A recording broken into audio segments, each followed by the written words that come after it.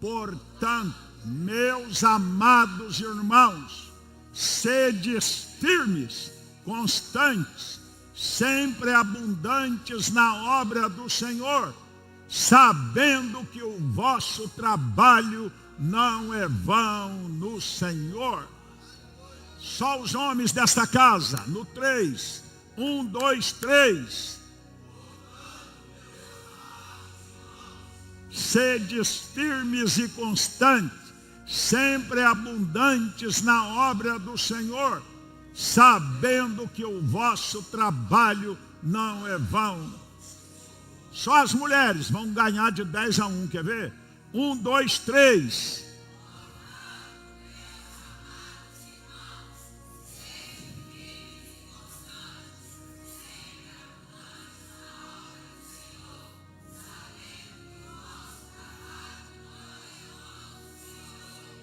Primeira vez que os homens ganham, hein? Homens e mulheres agora, uma vez mais, é para memorizar mesmo.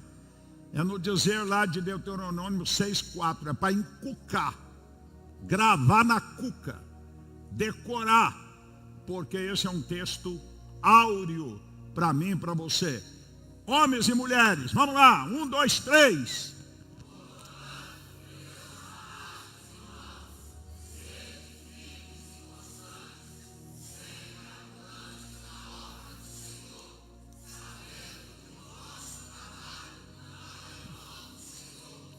Tira do data show. Apagou? Agora eu quero ver. No 3, hein? Segura aí. 1, 2, 3.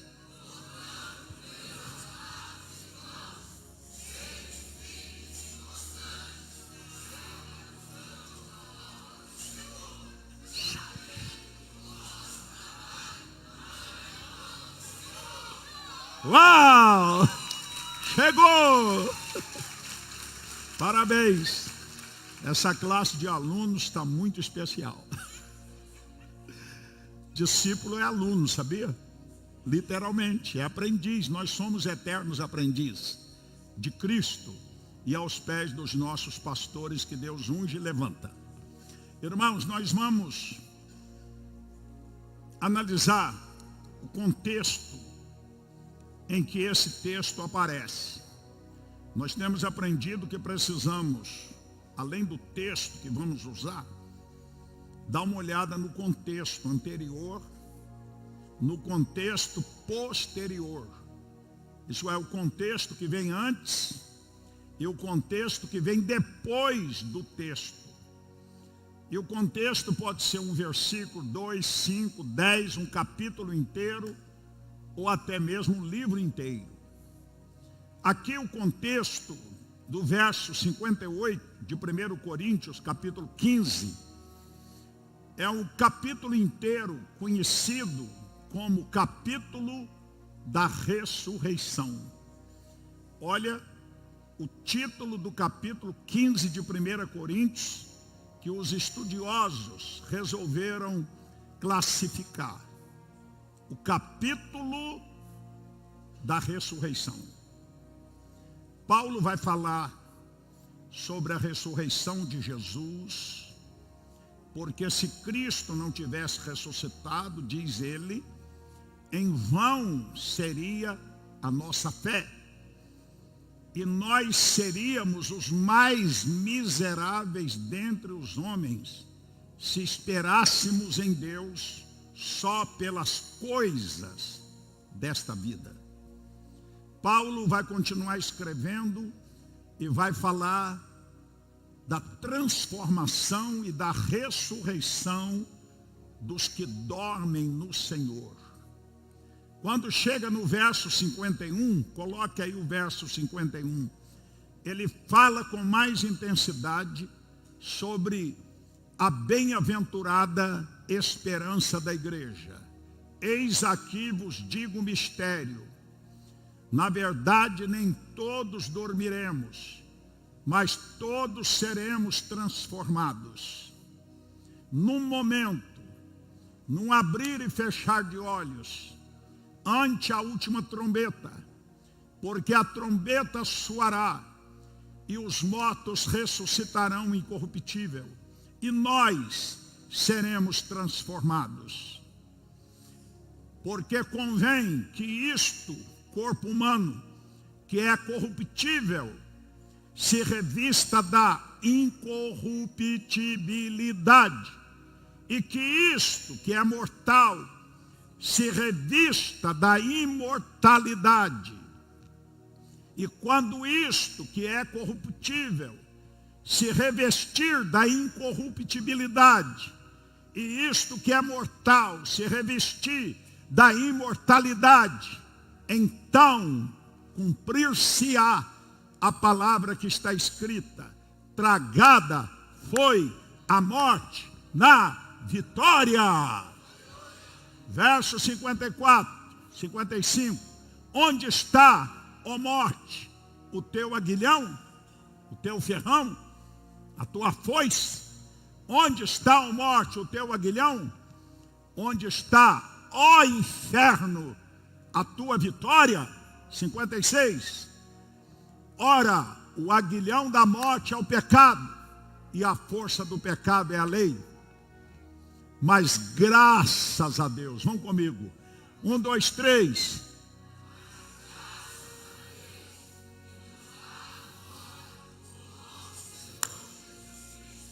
E aí ele chega no 58. Você vai entender agora. Repita o 58.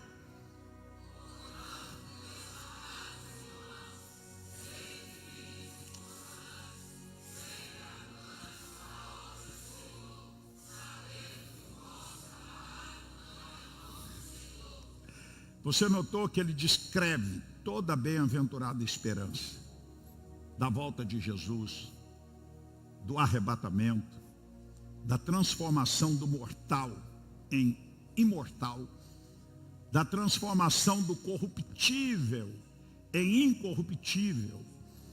Ele descreve sobre a vitória de Cristo sobre a morte eterna, e descreve a vitória de Cristo sobre o diabo. Então o capítulo 15 de 1 Coríntios é o capítulo da ressurreição, é o capítulo do arrebatamento, é o capítulo da esperança da igreja. E aí, irmãos, ele conclui o capítulo. Essa palavra na língua portuguesa, portanto, é algo conclusivo. Ele está fechando o raciocínio, aleluia.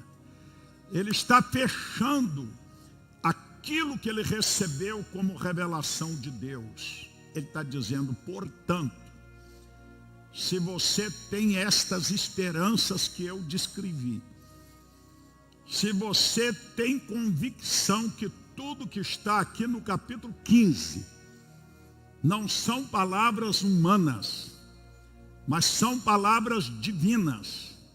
Se você acredita em toda a palavra de Deus, portanto, diante desta expectativa, portanto, diante dessa esperança viva, portanto, diante desta convicção, é que vocês devem serem, em primeiro lugar, firmes.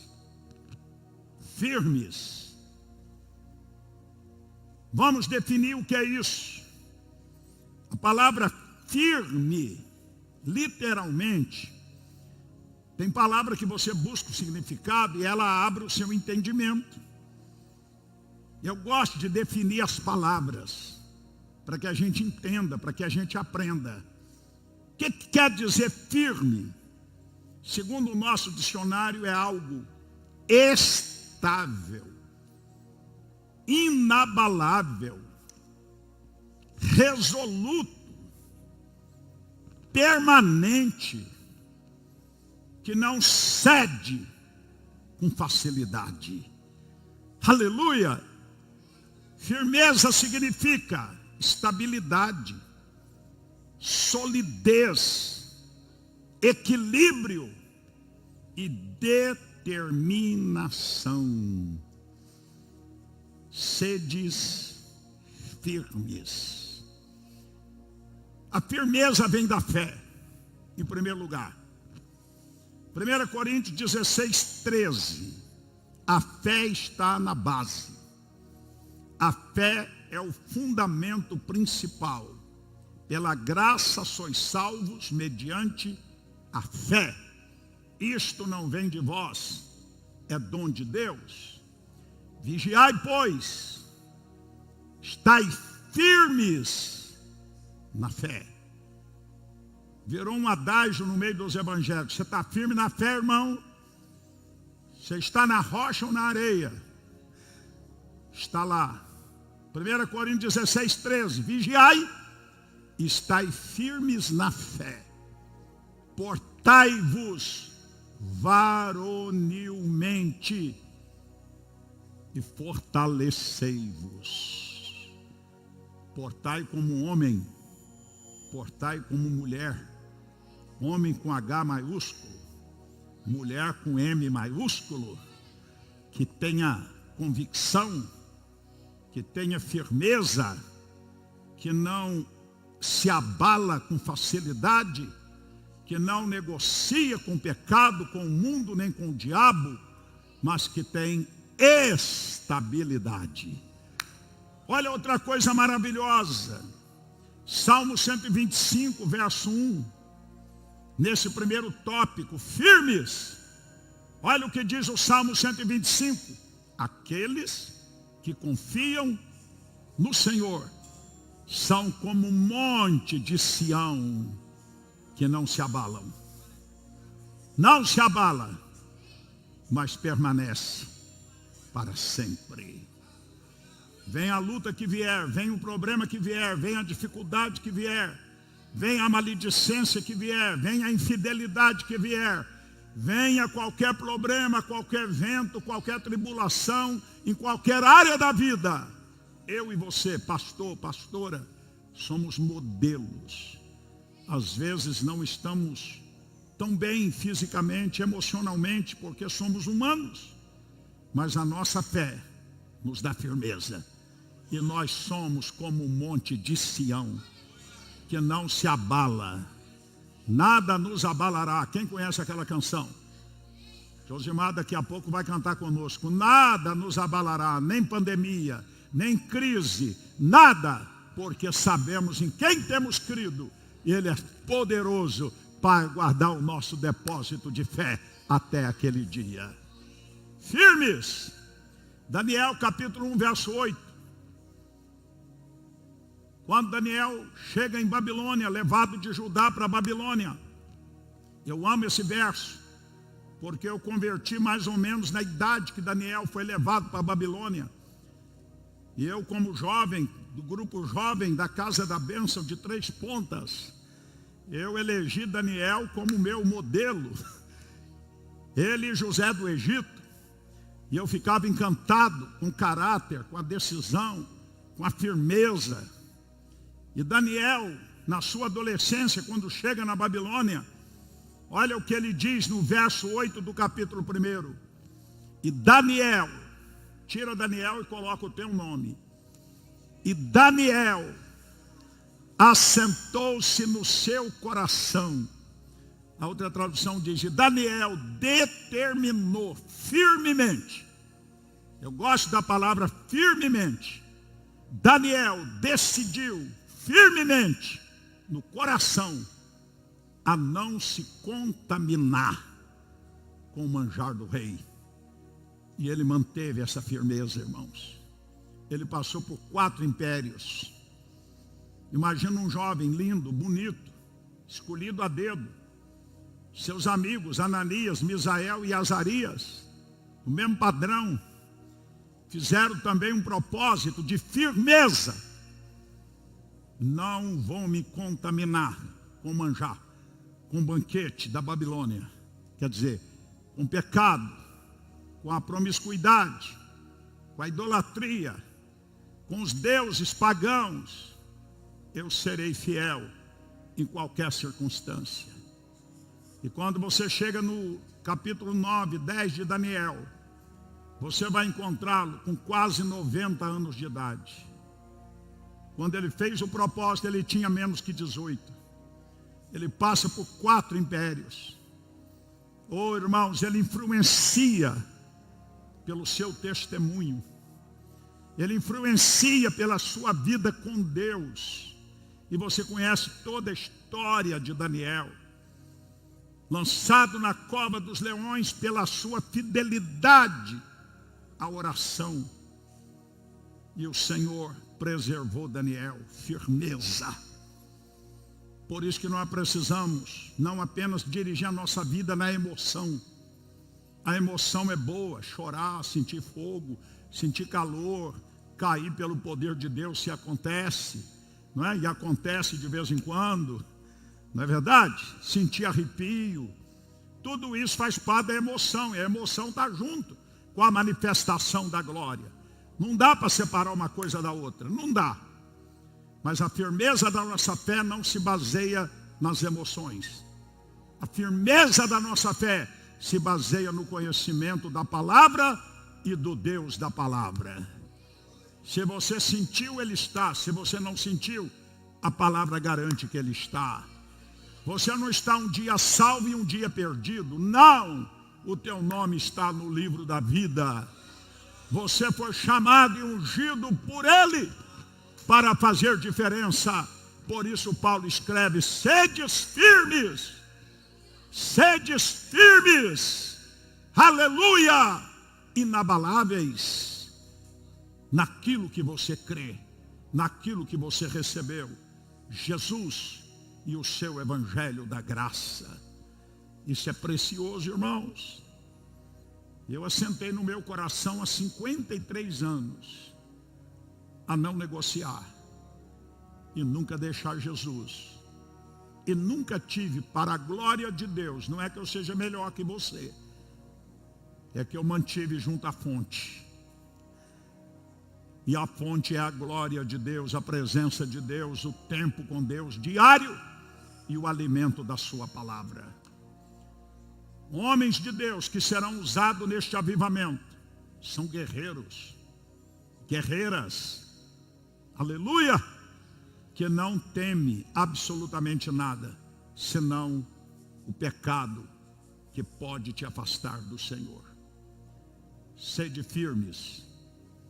Outro exemplo de firmeza, Ananias, Misael e Azarias, sem comentário, mas coloca o texto, Daniel 3, 15 a 18. Olha a firmeza desses outros 3 jovens, da mesma linha de Daniel. Olha o que o rei disse. Era uma ameaça muito violenta. Agora, pois, estai dispostos. Quando ouvirdes o som da trombeta, do pífaro, da cítara, da harpa, do saltério, da gaita de foles, prostrai-vos e adorai a imagem que fiz.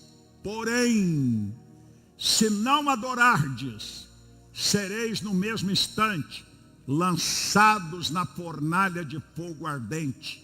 E quem é o Deus que vos poderá livrar das minhas mãos? Deixa aí um pouquinho. Quem está dizendo isso, irmãos? Olha para mim. Você tem que ler a Bíblia interpretando. Quem está dizendo isso? Nabucodonosor. Quem era esse cara? Era rei do maior império na época. Era um homem mais temido, tinha poder de vida e morte. E ele convoca a multidão na praça para inaugurar sua estátua, sua própria, como divindade. E todos os moradores são convocados para adorar a estátua de ouro de Nabucodonosor. E lá estava Danielzinho, Ananias, Misael e Azarias. Trocaram o nome dos 3, Sadraque, Mesaque e Abidnego. Eram nomes de deuses pagãos, querendo fazer uma lavagem cerebral neles. Mas eles eram firmes. Eles tinham firmeza de fé. E quando o rei diz, quando a banda tocar, adorem, dobre o joelho senão serão lançados na fornalha de fogo ardente. Tem gente hoje negociando por nada, deixando Jesus, deixando a sua fé, deixando as suas convicções, por coisinhas tão pequenas. É verdade, irmãos? O pastor passou por mim, não me cumprimentou, eu não volto mais nessa igreja.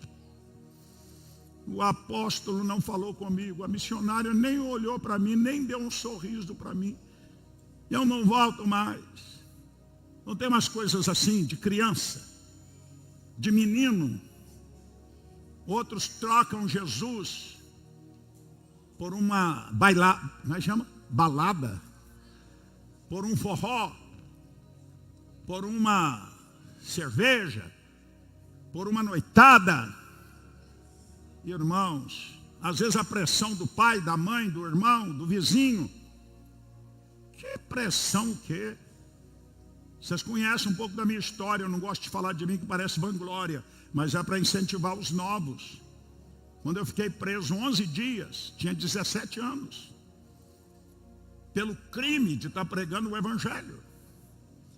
E o juiz chamou meu velho pai, trabalhador, mãos calejadas, nunca tinha entrado numa delegacia.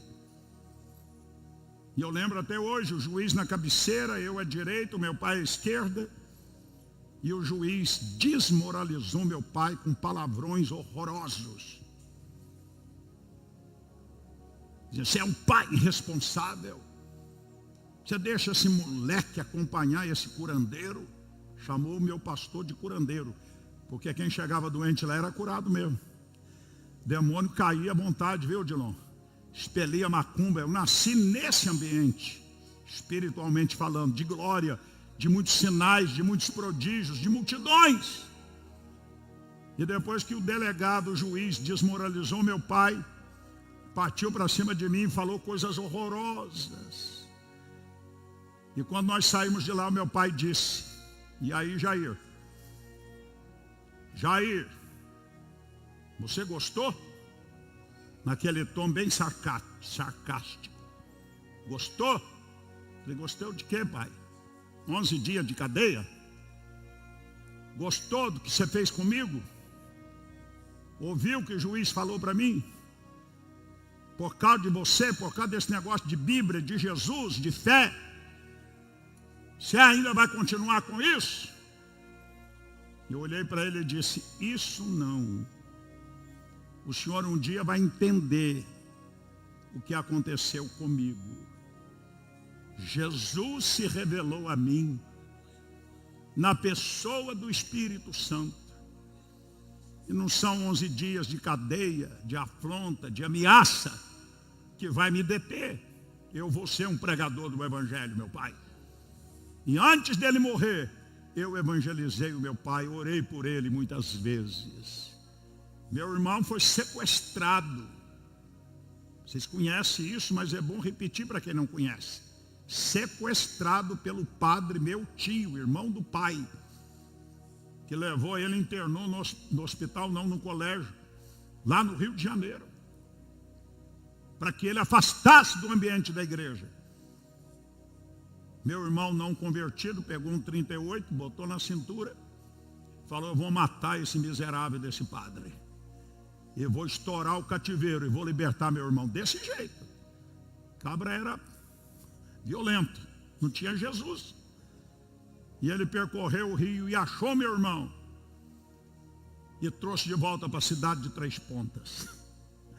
Nós convertemos debaixo de pressão. Hoje é muito fácil. Naquela época não tinha 2% da população crente.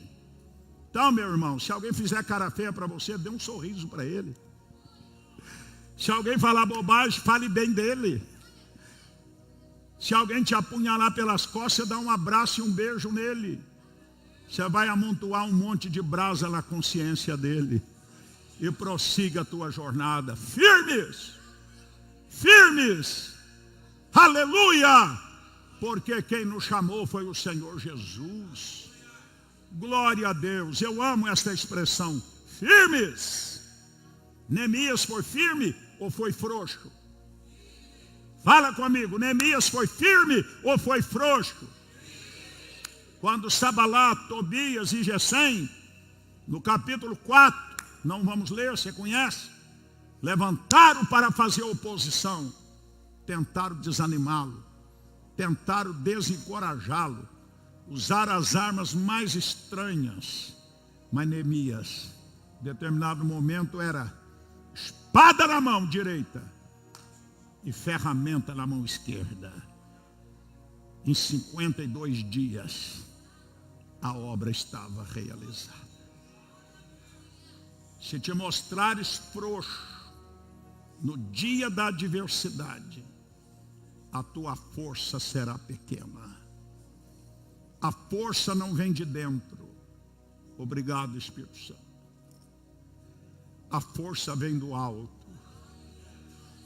Aleluia. Sua graça nos basta. E o seu poder aperfeiçoa nas nossas fraquezas. Por isso, a palavra diz: diga ao fraco, eu sou forte. Levante as tuas mãos e declara que tu és forte. Vai. Está muito fraco. Mais bonito. Vai, Suelen. Outra vez. Para o diabo estremecer. Outra vez. Aleluia. Aplauda ao rei. A fortaleza vem dele. O ânimo vem dele. A coragem vem dele. Diante de qualquer adversidade. Eu disse que ia pregar num verso só. Ficamos até agora no firme. Vamos para a segunda qualidade. Constante. O que significa a palavra constante? Escreve aí. Digite aí. Ser constante é ser inalterável. Algo que não se altera. Ser constante é ser imutável. Não muda. Ser constante é ser o mesmo, hoje, amanhã e sempre. Ser constante é ser perseverante. Ser constante é ser persistente. Irmãos, olha para mim. Há pessoas, e glória a Deus que aqui não tem ninguém assim. Há pastores, há líderes na casa de Deus que são inconstantes. Esse prefixo in é negativo. Constante versus inconstante. Vamos fazer uma aplicação disso. Tem pessoas que é inconstante nas orações. Você sabia que vida de oração é uma prática, é um hábito saudável que se adquire? Ontem eu estava conversando com um pastor e estava dizendo para mim, não adianta eu querer dormir depois das 4. Toda madrugada, 4 horas, o meu sono vai embora. E Jesus me chama. E se eu não for, eu fico rolando na cama para lá e para cá até 6, 7 da manhã. Porque marquei um encontro com ele. E isso virou uma constância. Isso virou uma prática. Sabe, irmãos? Seja constante na vida de oração. Separe um tempo. Trabalha fora. Levante meia hora mais cedo. Reserve aquele cantinho. Quando eu estou em casa, o meu devocional é na minha sala, numa cadeira redonda. Eu boto o meu CD de música de adoração e ministro a Deus. E sou ministrado. O ministrar ao Senhor, você não tem auditório. Você não tem audiência humana. Você não está preocupado com a audiência humana. Você está preocupado com a audiência dele. Faça disso uma prática, faça disso uma constância. Caso contrário, você vai se enfraquecer, você vai perder o fogo, você vai perder a paixão, você vai diminuir de intensidade. Seja constante na oração. Outra área que precisamos ser constante é na nossa fidelidade aos dízimos da igreja. A igreja precisa de duas coisas para avançar. Em primeiro lugar, precisa de poder do Espírito. E isso não nos tem faltado pela graça de Deus. Em segundo lugar, ela precisa de recursos financeiros para investir na abertura de igrejas, em programa de televisão, programa de rádio, abertura de novas igrejas, reforma, construção, socorro social. A igreja precisa de poder e de recurso. E qual foi o projeto de Deus para manter a igreja no aspecto financeiro? O Senhor estabeleceu duas coisas: dízimos e ofertas. Ofertas e dízimos. Seja um dizimista constante. Seja um ofertante constante. Certo do que você está fazendo e para quem está fazendo. Aleluia! Eu recebi uma pergunta, hoje eu recebo tantas perguntas através da televisão, do rádio. Eu achei interessante a pergunta da pessoa. E ela perguntava o seguinte: apóstolo, não dizimista tem salvação? Perde-se a salvação por não ser dizimista? O que vocês responderiam? Sim ou não? Isso é polêmico. E ela dizia, porque lá em Malaquias diz que não dá o dízimo é ladrão. E a mesma Bíblia diz que o ladrão não é do reino dos céus. Olha que pergunta apertada que eu recebi. Hein, irmãos? Vocês querem a resposta? Eu deixo com vocês. A Bíblia responde. Olha para cá. Escute isso. Eu devo dizer que a salvação não é por obras. Não é porque damos o dízimos que estamos adquirindo o direito da salvação. Não, não. Nós não podemos confundir as coisas. Pela graça, favor que não merecemos. A salvação não é pelo que fazemos, é pelo que Ele fez. Agora, a prática do dízimo, escute, ela revela no coração da pessoa, em primeiro lugar, que ela reconhece que Deus é soberano, que Deus é o dono dos céus, da terra, do mundo e daqueles que neles habitam. Quando a pessoa não entrega o dízimo, ele está desobedecendo uma determinação. E ele vai deixar de receber muitos benefícios de prosperidade, de proteção à prosperidade e de repreensão ao devorador. Tá certo? Então o dízimo, ele é uma prática do Antigo Testamento, confirmada no Novo.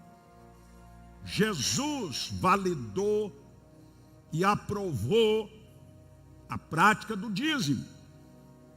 Jesus disse, deveis fazer estas coisas e não omitir aquelas. Ele estava dizendo, deveis ser dizimistas fiéis, sem esquecer o amor, a justiça e a misericórdia. Seja um dizimista constante. Ontem eu preguei lá em São Paulo uma mensagem. Eu vou pedir ao Espírito Santo para permitir eu pregar essa mensagem aqui. De geração a geração. Nunca tinha pregado desse tema. Fui pregar na convenção de Taboão da Serra, não, em Budas Artes.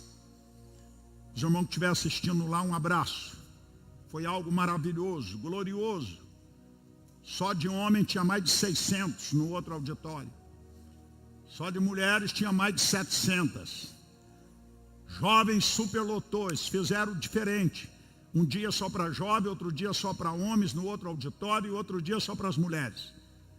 O ano que vem eu disse, reúna 4, 5 mil, mas bota no auditório só. E o tema era de geração a geração. Meu Deus! E aí eu fui pesquisar, eu fui estudar e fui orar, Espírito Santo. E o Espírito Santo cooperou comigo. De geração para geração.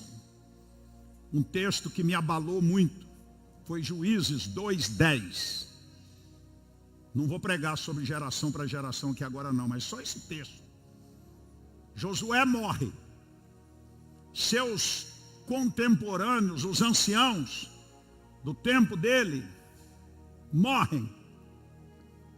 E olha lá, Juízes 2:10.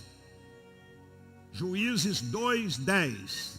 E foi também congregada toda aquela geração. Quer dizer, morreu, partiu para a glória, toda aquela geração. Que geração? De Josué. Dos anciãos. Aquele povo que contemplou a glória, os milagres, os sinais. A primeira geração partiu. E olha lá o que aconteceu. E outra geração após eles se levantou, que não conhecia o Senhor, nem tampouco a obra que fizera a Israel. Isso quer dizer o quê? Quer dizer, irmãos, que a primeira geração foi muito espiritual. Foi de monte, de jejum, de oração, de entrega, de renúncia. A segunda geração, os filhos da primeira, foram menos espirituais. E a terceira, filhos dos filhos, já não conhecia mais a Deus. Olha para mim. A minha geração, uma geração de oração, de monte, de jejum, de temor. Segunda geração, meus filhos, eu trabalhei, orei para passar para eles, derramar no coração delas o mesmo que eu tinha. E glória a Deus que as minhas filhas receberam. Os meus netos, está ali o Jairzinho, está ali a Laísa, são a terceira geração. Terceira geração. Priscila, Ana Paula, Raquel, Keila, não pode ser mais ou menos intensos que eu. Elas precisam ser tão intensas com Deus como eu. E a Priscila e o Márcio têm o dever de passar para a minha terceira geração e para a primeira geração deles tudo que ele conhece do Evangelho, do Deus eterno, do temor de Deus, da vida de oração. Porque se não acontecer isso, nossos filhos serão menos espirituais, nossos netos serão menos ainda, nossos bisnetos será uma geração que não conhecerá o Senhor. Isso é grave. Isso é muito sério. Ah, mas é a igreja que ensina. A igreja ajuda com o ministério infantil, kids, com o ministério de adolescentes, mas é o pai e a mãe em casa. Olha o que diz Deuteronômio, capítulo 6, a partir do verso 4. Só essa palhinha aqui dentro da mensagem de geração para geração. Olha o que diz Deuteronômio 6,4, de quem é a responsa. Olha lá. Senão a tua geração vai se perder. O que tem de filho de pastor nas drogas, presos, viraram bandidos, marginais, porque os pais descuidaram, porque os pais não ensinaram. Eu ensinei, ensinou até onde você pôde, glória a Deus. Depois de adulto você só pode aconselhar e orar, mas até onde você tem domínio, mãe e pai, passe tudo. E se ele fraquejou, ore e profetize que você não gerou filho para o inferno, nem para o lago de fogo com enxofre. Você gerou filho e filha para ser bênção e para viver eternamente na glória do Senhor. Olha a nossa responsa. Ouve Israel, a igreja é o Israel de hoje. O Senhor nosso Deus é o único Senhor. Amarás, pois, o Senhor teu Deus de todo o teu coração, de toda a tua alma, de todo o teu poder. Estas palavras que hoje te ordeno, Deus falando através de Moisés, estarão no teu coração. Olha agora o verso 7. As intimarás. Essa expressão dessa tradução aí está meio estranha. As intimarás, quer dizer, passará, encucará a teus filhos, e delas, das minhas palavras, falarás assentado em tua casa. É para sentar com os filhos em casa. É para restaurar o culto doméstico. É para ensinar na linguagem deles. É o pai e a mãe, é em casa. A igreja ajuda com o ministério Kids. Ajuda com o ministério de adolescente. Olha lá, irmãos. Tu as encucarás, chegou o que eu gosto, a teus filhos, e delas falarás assentado em tua casa e andando pelo caminho. E ao deitar-te, deita com eles, ensina, conta a história de Davi, conta a história da arca de Noé, conta as histórias bíblicas, cante com eles. Porque, irmão, senão tu vai perder teus filhos, teus netos, teus bisnetos, teus tataranetos. O mundo os absorve. Isso é muito grave, muito sério. De geração a geração. Digam aleluia. Diga glória a Deus. Por que eu disse isso? Para dizer que nós precisamos ensinar os filhos a dizimar, a ofertar. Coloca na mãozinha dele, dela. Isso aqui é o dízimo, né? O Jairzinho está aprendendo. O Márcio disse que está uma mesadazinha para ele de vez em quando. Está guardando para ir para Brasília na convenção.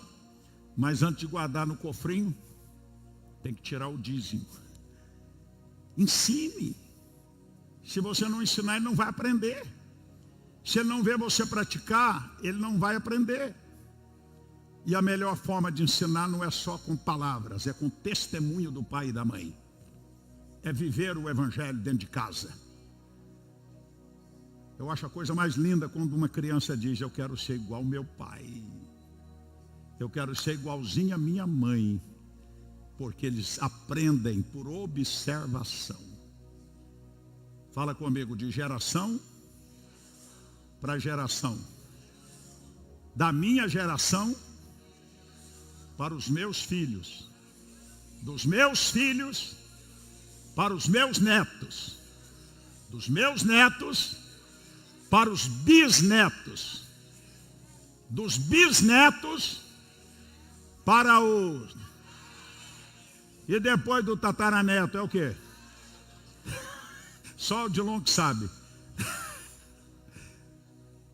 Gerações. Irmãos, olha para cá, escuta o que eu vou falar para vocês. O Espírito Santo quis que eu fizesse esse adendo aqui. Olha para cá. O islamismo tem 5 fundamentos principais da fé islâmica. Vê-se um muçulmano com facilidade deixa a doutrina muçulmana, a não ser quando há uma intervenção divina, uma revelação de Jesus está acontecendo. Fora disso, ele morre muçulmano. Uma doutrina pagã, anticristã, mas que foi inculcada na cabeça dele. O judaísmo, olha para cá, religião judaica, né? Quando eu estava em Israel, tinha uma festa lá no Muro das Lamentações, eu já falei isso aqui uma vez, milhares de pessoas celebrando, cantando, comendo, bebendo, soltando fogos. Eu fiquei olhando, falei, que festa é essa? Aí de repente vieram centenas de meninos, tudo na faixa de 12 anos. E sabe que festa era aquela? Era a festa da recepção deles na religião judaica. Mas para serem recebidos como membro do judaísmo, aqueles meninos foram treinados a decorar os 5 primeiros livros da Bíblia. Eles tinham feito o teste e por isso agora eles estavam aprovados, celebrando, porque podia tornar um membro da sinagoga judaica. E nós, um bando de analfabetos bíblicos, não estou ofendendo ninguém, mas a verdade é essa. Se pai e mãe não conhecem a Bíblia, nunca leu o Novo Testamento, nunca leu nem o Evangelho de João, Deus está nos chamando para um bibriamento antes do avivamento. É a palavra no teu coração que te dá constância. Aplauda o Senhor e que passa para o filho, para a filha, para o neto, para o bisneto, para o tataraneto. Os irmãos entenderam o que eu falei? Quem entendeu? Levante as 2 mãos. Você está preocupado com a sua próxima geração ou não? Será uma geração que conhecerá o que você conhece? Será mais espiritual que você ou menos? Decrescente ou crescente? O Mateus tem que ser mais espiritual do que o Odilon. E o filho do Mateus, que vai nascer não sei quando, será a tua terceira, segunda geração. O Mateus tem a responsabilidade de passar tudo que ele recebeu. E assim sucessivamente. Isso dá constância na fé cristã. Esse versículo ficou longo, né, irmãos? Depois da constância veio o quê? Abundante. Vamos definir o que é abundante. O que significa abundante? Uma quantidade maior que o suficiente. Isso é abundante. Uma quantidade maior que o suficiente. Copioso, numeroso, fértil. Abundante, algo que existe em grande quantidade. A vida que recebemos de Jesus é uma vida abundante. João 10, 10.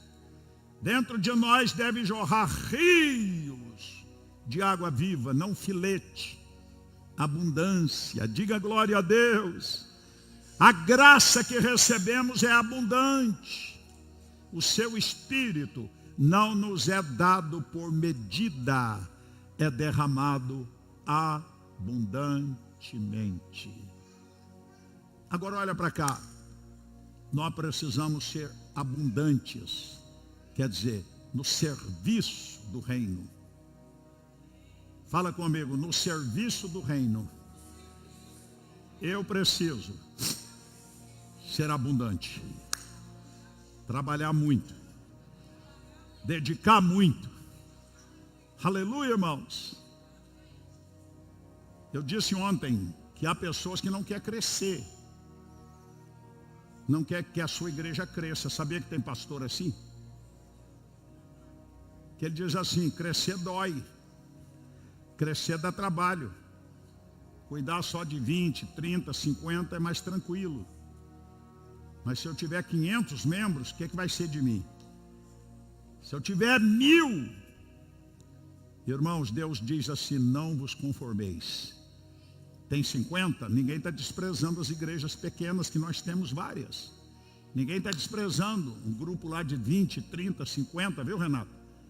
Amém? Mas a gente não pode conformar. Eu quero avançar, viu, Enéas? Eu quero conquistar Nós temos que ter um espírito de crescimento. A igreja nasceu com quantos?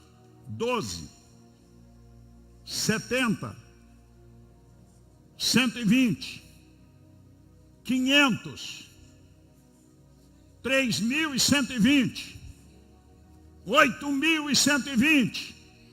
E depois não diz mais número, diz multidões que se multiplicavam. A igreja multiplica, a igreja avança, a igreja cresce. Seja abundante na obra. Evangelize com abundância. Invasão do amor de Deus. É essa semana ainda, não é? Já evangelizamos os amigos, os parentes. E agora, Josimar? Rua! Oh, deu um arrepio aqui.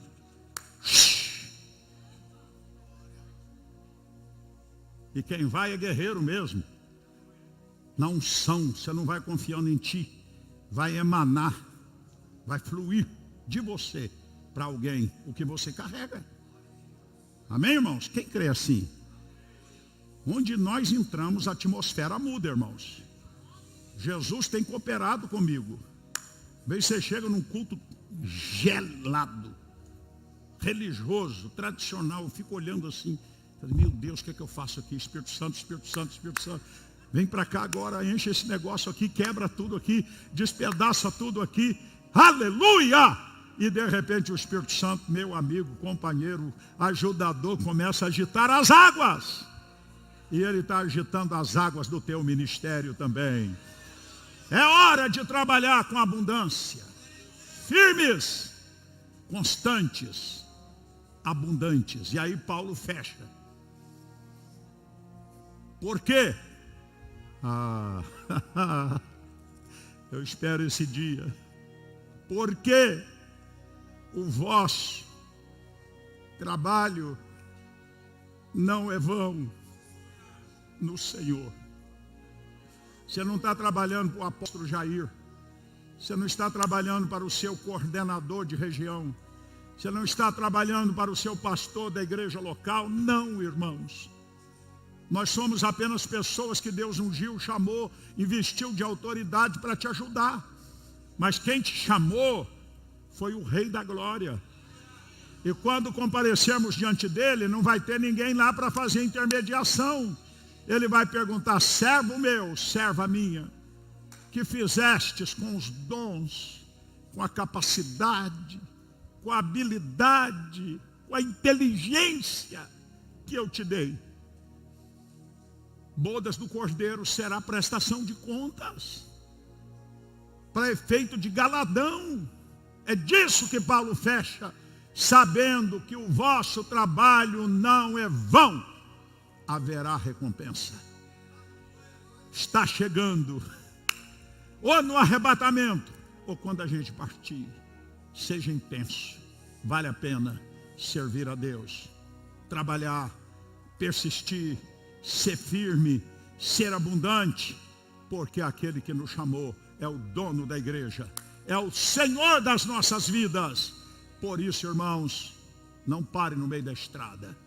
Ânimo redobrado, e o Espírito de Deus te ajuda, me ajuda e nos ajuda. Fica de pé na presença de Deus.